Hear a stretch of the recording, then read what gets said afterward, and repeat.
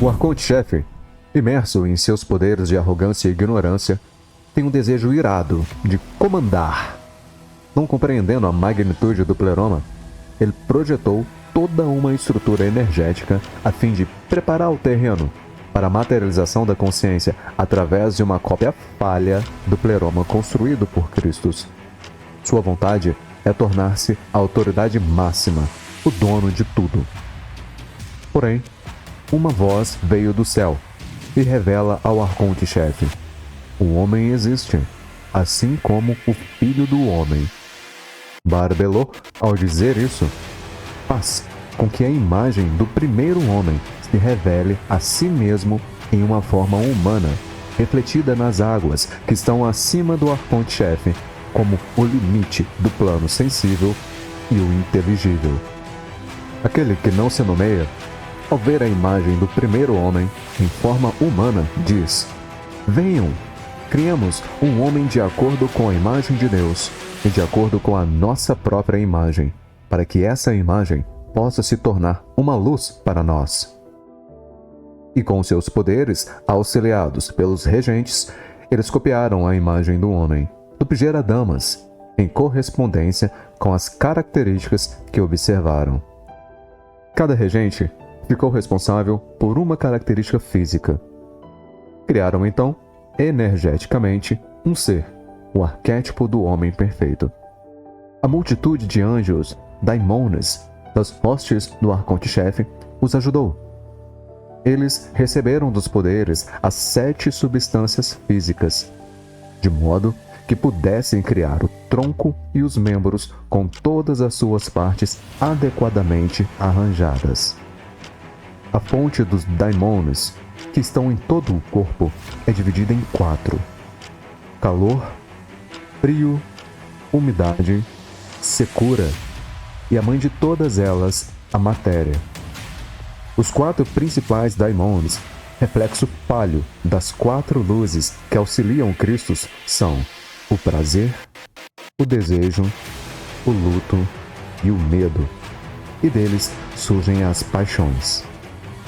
O luto gera ciúme, inveja, dor, inquietação, desespero, insensibilidade, ansiedade, pesar. O prazer gera abundância de crueldade, vaidade, orgulho e presunção. O desejo gera raiva, fúria, amargura, luxúria intensa, ganância. O medo gera terror, servidão, angústia e vergonha.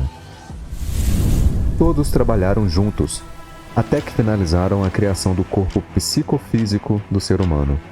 Mas, por muito tempo, essa criação permaneceu inerte. Não se movia, nem um pouco. Ela não tinha vida, afinal, o pai da ignorância jamais conceberia tal poder.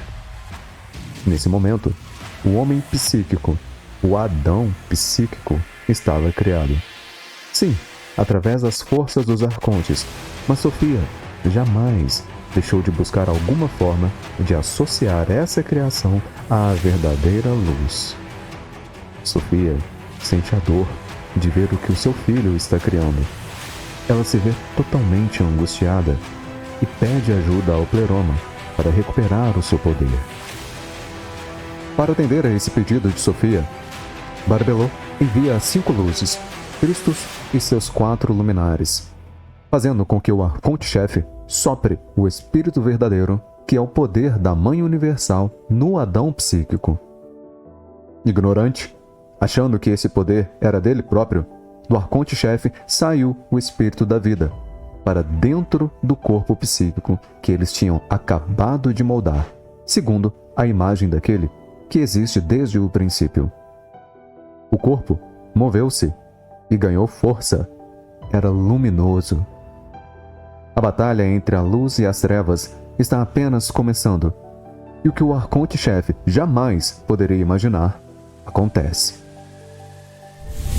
Foi no início dos tempos. O Uno, a consciência pura e eterna, ansiava por experimentar sua própria magnificência. Nesse cenário transcendental, A mônada universal, Barbelô, brilhava como a própria imagem do espírito invisível, concebida pelo Uno para manifestar sua vontade. Porém, o desejo de viver além da teoria, experimentar a plenitude da existência, pairava sobre o todo. Assim, através de Barbelô, o Uno criou a experiência de si mesmo, dando origem a Christus, a luz primordial, o Filho unigênito. No Pleroma, reino da perfeição espiritual, os 12 éons surgiram, emanando virtudes e formando a essência da criação. No entanto, nas profundezas da consciência cósmica, o desejo sombrio de Sofia, a sabedoria universal, deu à luz àquele que não se nomeia, o Arconte-chefe, nascido na escuridão da ignorância e do egoísmo. Determinado a subjugar a criação do Pleroma, o arrogante espelha uma imagem do homem primordial, chamando-o de Adão psíquico. Entretanto, ao ver que o Adão psíquico tornou-se luminoso, aquele que não se nomeia e seus auxiliares percebem que o Adão é extremamente mais inteligente, que pode pensar melhor do que eles, que era livre da maldade, e ele é superior em luz do que eles próprios. Isso foi demais para o Arconte ignorante. Seu desejo é ser dono de todo o cosmos e que todos sejam submissos à sua vontade, mesmo que seja na base da força e do temor. Em sua possessão de raiva, o Arconte-chefe, vendo que existe um poder superior a ele, busca uma forma de negar essa realidade ao Adão psíquico, tramando um plano para isso. Ele tentará condensar ainda mais a energia da criação, na tentativa de arremessar o Adão psíquico para a mais baixa região possível. Nasce aqui a realidade física, a matéria física. O sistema de dualidade relativa está criado. Diante dessa situação, a pai e mãe Barbelô tem compaixão do Adão psíquico, pois ela sabe que os arcontes ainda podem dominar sobre o sensível corpo psíquico dele. O amor sempre busca uma forma de cura, uma forma de soprar vida. Portanto, além da luz do 5, que ao ser acessada desperta a gnoses do Pleroma, revelando a verdadeira origem do ser humano, Barbelô também envia uma ajudante, a intuição luminosa. Zoe é o seu nome, que significa vida. Ela foi enviada pelo Pleroma para guiar o Adão psíquico em sua jornada. Ela é o arquétipo psíquico conhecido por Eva.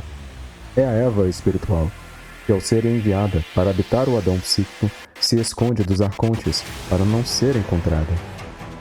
Foi o plano do divino para manter aberto o caminho de retorno ao Pai verdadeiro. E ela, Zoe, ajuda incessantemente ao Adão psíquico a restaurá-lo à sua plenitude, ensinando-o sobre o caminho da descendência e sobre o caminho da ascensão. A podre intenção do Arconte-chefe foi aprisionar o Adão psíquico, enclausurando-o na matéria densa, pesada, para que ele esquecesse totalmente de sua origem, agora viva pela luz de Cristo, além de aprisioná-lo nos prazeres materiais de forma cega. Usando 4 elementos, fogo, terra, água, e misturando-os com os 4 ventos de fogo, forjaram um ambiente com grande perturbação, um solo, para receber o Adão psíquico. Colocaram-no então na sombra da morte, a fim de que pudessem recriá-lo seguindo as suas podres diretrizes, ou seja, fazê-lo de acordo com as suas próprias intenções obscuras de ignorância, escuridão e desejo cego, forjando-o dos 4 elementos e impregnando-o do seu espírito falso, que é originário da própria matéria e não do Pleroma. Essa caverna é o corpo físico recém-formado, com o qual os ladrões haviam vestido o homem em total esquecimento, tornando o homem agora mortal. Este é o primeiro homem que veio para baixo e o primeiro que foi afastado. Mas a epinóia da luz Zoe, que estava nele, é aquela que irá despertar a sua mente. O jogo sujo dos arcontes em soprar o falso espírito deles na mente humana é que cria uma força que impulsiona a viver uma realidade limitada só nos prazeres de desejos e vícios, custe o que custar, em uma vida vazia e cega na matéria. Em nenhum momento foi dito que a matéria é suja, impura. Ela é parte da criação, mas estar nas amarras do esquecimento de sua origem como imagem e semelhança do Uno torna o ser humano mortal um fantoche nas mãos dos arcontes. Uma vez limitados na matéria e em vida mortal, as almas progridem a passos lentos. E como estão presas nos prazeres e força dos arcontes regentes, necessitam de vidas e mais vidas para chegarem à lembrança de quem verdadeiramente são. Assim, nas profundezas do cosmos, onde o tempo se curva diante da eternidade, a batalha pela alma da humanidade se desenrolava.